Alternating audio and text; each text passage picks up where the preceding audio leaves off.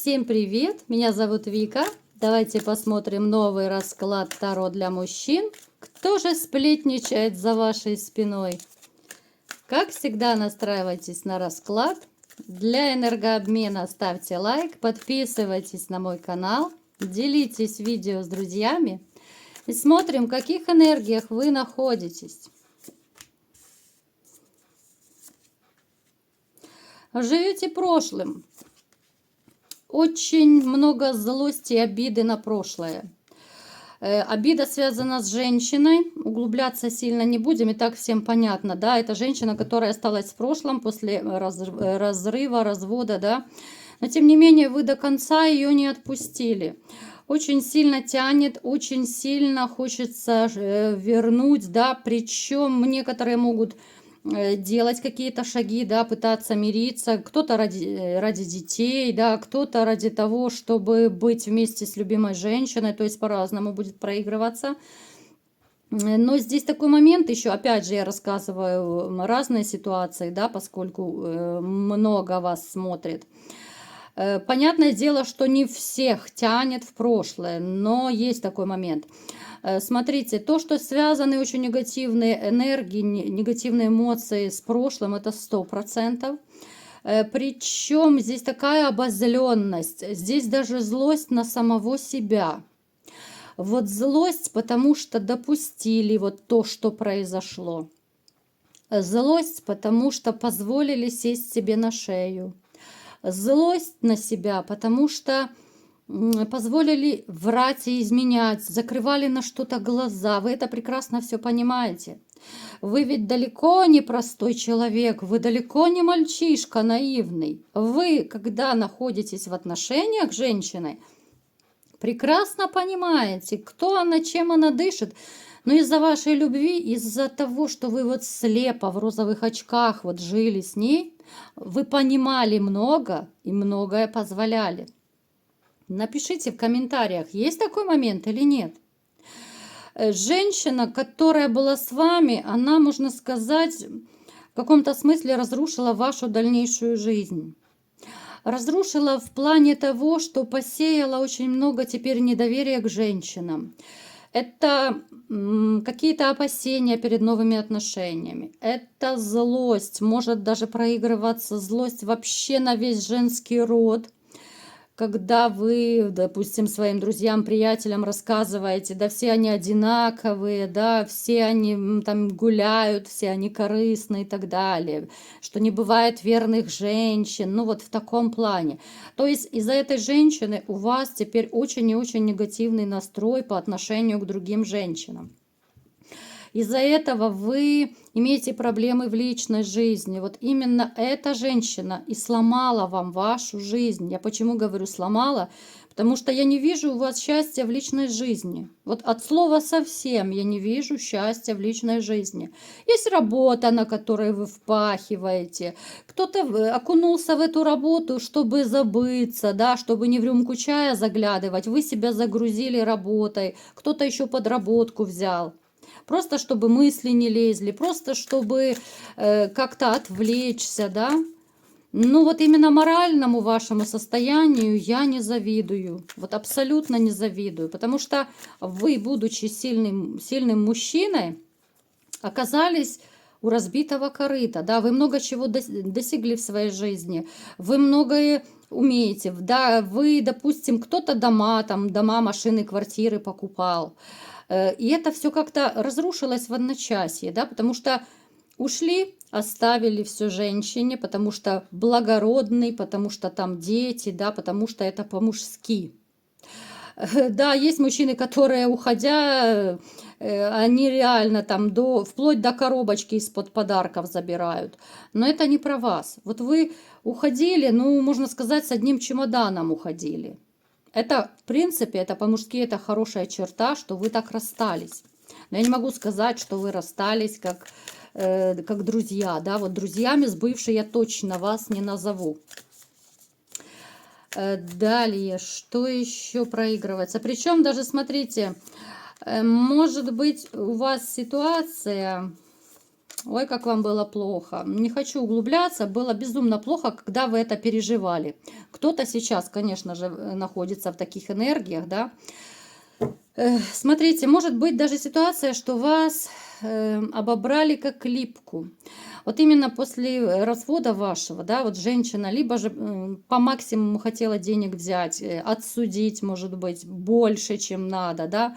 Здесь может быть ситуация, когда вы даете, допустим, детям, да, как можно больше денег, а себе оставляете, ну, поменьше, да, потому что это дети, потому что это святое и так далее.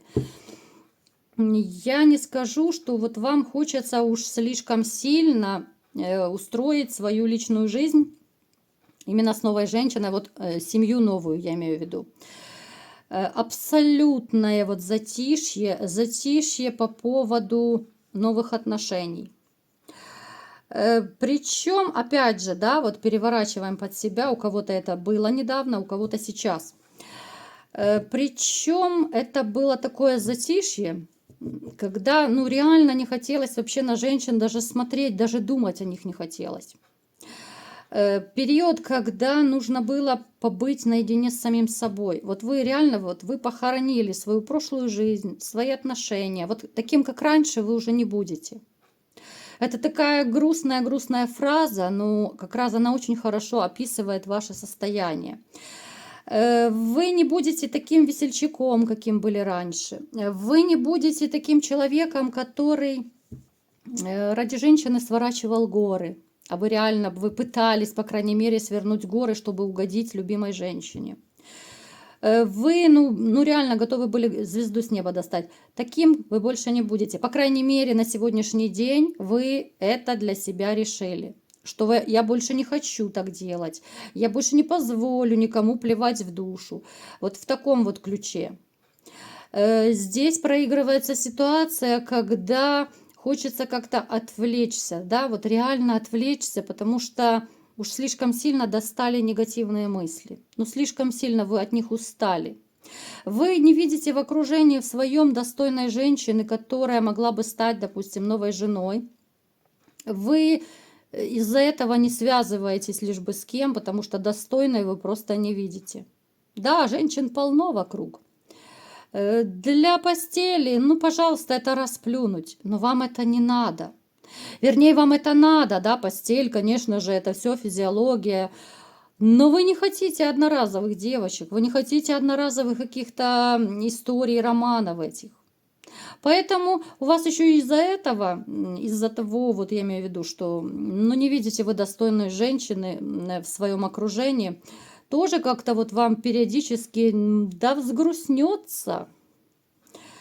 Ситуация, когда нет мотивации в жизни. Вот нет мотивации от слова совсем.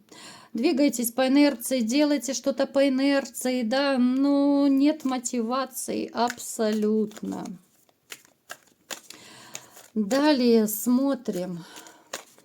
Что-то грустный такой расклад получается. Давайте будем разбираться все-таки, кто же сплетничает за вашей спиной, да? Сейчас это очень модно, сплетни эти все. Смотрите, я не могу сказать, что в вашем окружении есть много надежных таких людей. Это касается друзей, приятелей, вот, да, даже родственники. Я не могу сказать, что они все такие прям белые, пушистые. В вашем окружении есть люди, это может быть как в семье, так и среди вот каких-то близких друзей, приятелей. Есть люди, которые, ну, скажем так, желают вам неудачи. Я пытаюсь так мягко подбирать слова, да, дабы не сказать какое-то нехорошее, нелитературное слово. Вот они желают, чтобы... Есть такие люди, да? Вот они желают, чтобы у вас, допустим, были проблемы с финансами, проблемы по здоровью, проблемы с женщинами. Это могут быть люди, с которыми когда-то была либо же ссора, да, конфликт какой-то был, и они вот затаили злость на вас. Они распускают разные сплетни, гадости за вашей спиной. Они наговаривают на вас разные гадости, хотя вы этого не знаете. А может быть и знаете, напишите, вот есть в вашем окружении, может быть коллеги у кого-то. То есть они в лицо вам могут улыбаться, они могут казаться очень такими искренними, но все равно, вот знаете, интуитивно вы можете чувствовать, что человек какой-то, ну, лживый, лицемерный, да. Вот бывает, человек дифирамбы вам поет, вроде бы все хорошо, там сюси-пуси и так далее. А вы чувствуете, что это не искренне. Вот есть в вашем окружении, я думаю, вы должны это чувствовать. Есть какой-то человек, с которым, ну, вам даже не очень хочется общаться. Да, вроде бы он так мило беседует, но не хочется. Вот подумайте. Да, и я скажу, что вам особо как-то последнее время, ну, наверное, особо не хочется в каких-то тусовках с друзьями. Ну, это так, редкие встречи. Как-то вот душа болит, а сердце плачет, я бы сказала, скорее так. Вот вы человек, который абсолютно по жизни всегда был ориентирован на любовь, и у вас, поскольку любви сейчас нет, вот как-то грустно. И вам даже вот эти сплетни, я вам скажу, они по барабану. Вот говорю прямо, они абсолютно по барабану. Да, неприятно. Причем еще, смотрите, тут идут сплетни из прошлого. Есть люди, которые, ну, остались уже в позади, с которыми вы на сегодняшний день даже, может быть, не пересекаетесь или же очень редко пересекаетесь. Давайте посмотрим, о чем они сплетничают. Распускают сплетни. Смотрите, здесь разного характера. Здесь могут быть сплетни за вашей спиной, что вы любитель заглянуть в рюмку чая. От одиночества, от безысходности, потому что вам плохо, да. Есть такой момент, что распускается это. Далее. Здесь еще, но это, скорее всего, бывшая ваша распускает слухи, сплетни, да, что вы такой-сякой, что вы там чуть ли не тираном были, что вы человек, от которого она там чуть ли не сбежала. Вот в таком плане, да, потому что тоже она рассказывает, что вы и в рюмку чая заглядывали, и такой-сякой диктатор были, да, ну то есть здесь очень непростой такой момент. Смотрите, это может быть еще, ну, наверное, теща, скорее всего. Это еще теща могла подговаривать вашу бывшую, да. Вот они как-то вместе, вот они вместе распускают эти сплетни. Только зачем? Давайте-ка разбираться.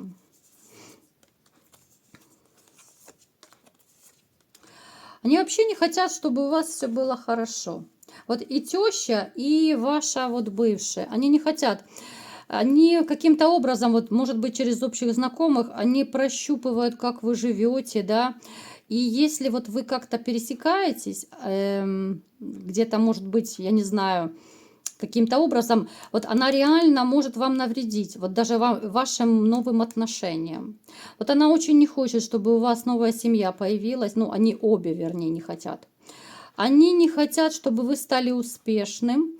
То есть за вашей спиной, вот вашим общим знакомым, ваша теща и бывшая ваша, они столько гадости льют. Я сейчас даже, я не знаю, я даже все, наверное, не упомяну.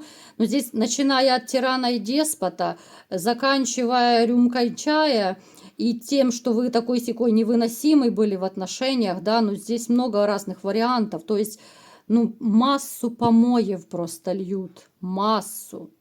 Это для чего делается? Давайте-ка спросим. Для чего это делается? Для чего общим знакомым это говорится все? Чтобы вы не общались. Вот они настолько вот негативно настроены к вам, что вот они хотят даже ваших общих каких-то знакомых, друзей, приятелей, они хотят от вас отвернуть. Настолько человек озлобленный, настолько мстительный, да? Ну, это просто, конечно, трэш. Так, давайте-ка смотреть еще, что за вашей спиной происходит. Вот знаете, многие почему-то шепчутся, но даже я не скажу, что это сплетни, но они так переговариваются. Это могут быть соседи, это могут быть коллеги, там знакомые, которые знают вашу ситуацию. Вот они почему-то вас считают сейчас, ну типа волк-одиночка. Вот волк-одиночка, которому нужна срочно семья. Вот они почему-то срочно хотят, чтобы у вас была семья. Почему? Они считают, что вы можете, ну, чуть ли не сойти с ума от одиночества. Вы понимаете, что думает окружение о вас? Вот они шепчутся, да, вот скорее это назвать можно шепчутся вот в этом плане, что человек настолько одинок, человек, вот они считают, что вы, когда бываете вот вспыльчивый, там, может быть, агрессивный, да, вот с окружающими, что это от вашего одиночества, это от того, что едет крыша, да, потому что нет любви в вашей жизни, вот в таком плане. Вот они считают, что если бы у вас появилась новая женщина, там, любовь, морковь, да, вы стали бы белые и пушистые, вы бы ни на кого не кричали, все было бы хорошо. Ну, как-то вот странно это все, да? Так, давайте еще будем смотреть, что они думают.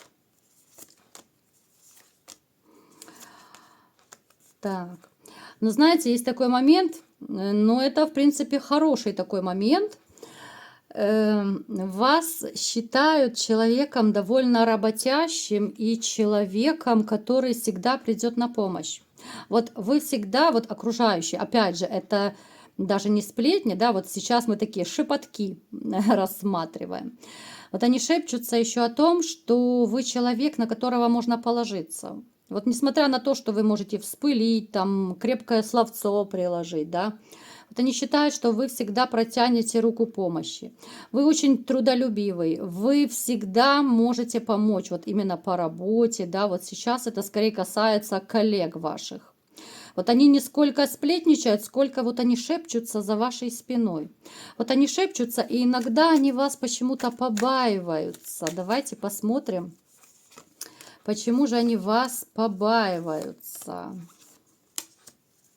Во-первых, у вас исходит очень мощная энергетика. Когда вы особенно сердитесь, но это реально, знаете, вот как будто там пар из ноздрей идет, к вам лучше не подходить.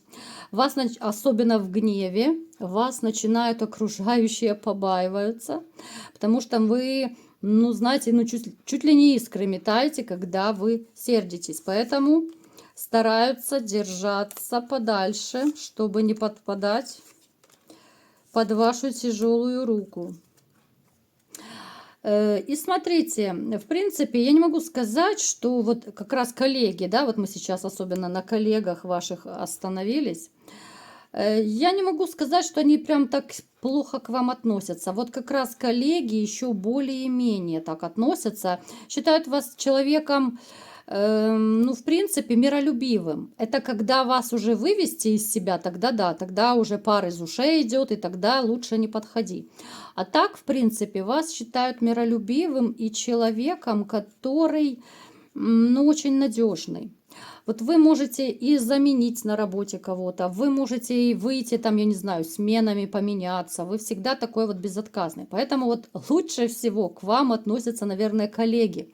Коллеги меньше всего шепчутся о вас, сплетничают меньше всего. Ну так, шушукаются, да, как я сказала. А вот бывшая теща – это трэш, это хуже всего. Ну и, как я вот говорила, да, там некоторые друзья могут быть под вопросом. Поэтому подумайте, переварите ту информацию, которую я вам рассказала, потому что иногда есть люди, которые притворяются друзьями, а на самом деле за спиной камень держат. Но от таких людей, я думаю, лучше держаться где-то подальше, потому что вот такие лживые друзья, они реально могут подставить, они могут какую-то пакость, гадость сделать, даже, в принципе, могут и, ну, магическое воздействие, какую-то гадость сделать. Поэтому хорошенько подумайте, проанализируйте. Еще раз говорю, что вы должны чувствовать. Вот чувствовать именно человека, который не искренний с вами. Проанализируйте вот своих там друзей, приятелей, с кем вы общаетесь, и вот с кем у вас будет какое-то негативное такое ощущение, да, что человек, может быть, вам что-то хорошее говорит, а вы понимаете, что это неправда, что это лесть, да, что это вранье. Поэтому проанализируйте, подумайте, держите ухо востро. Ну и хвост пистолетом, конечно же, и настрой на позитив. Так что сплетни, в принципе, я вам скажу, от них никто никуда не денется. Это я просто, знаете, вот захотелось мне для разнообразия посмотреть такой расклад. Сплетни есть всегда и обо всех. Знаете, как говорят, если обо мне сплетничают, значит, я выше этих людей. Поэтому не грустите. Это гадость в виде сплетен. Она есть всегда и везде. Вы с этим ничего не сделаете, да, рот всем не заткнешь. Ну, пусть говорят на здоровье. Поэтому вот такой сегодня был расклад. Кому понравился, ставьте лайк, подписывайтесь на мой канал, делитесь видео с друзьями. И всем пока!